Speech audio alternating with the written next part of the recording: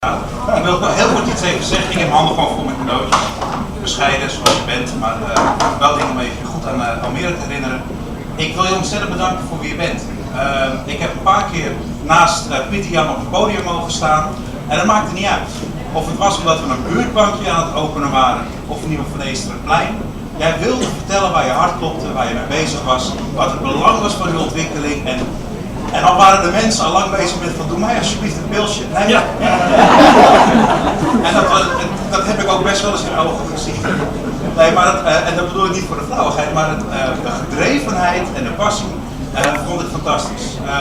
Je zou kunnen zeggen, en het beeld van corporatiedirecteuren in de media is wel eens van hardvochtige, zakkenvullende huisbazen. Ik heb dat bij jou nooit gezien.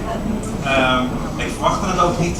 Maar sterker nog, je was daar een prachtig negatief beeld van. Een warmbloedige lokale directeur met beide benen in de stad. Daar heb ik erg van genoten. Dank daarvoor. Ik heb 2 kleine cadeautjes om je aan Almere te herinneren. Dus inderdaad in één een klein beetje. Nou.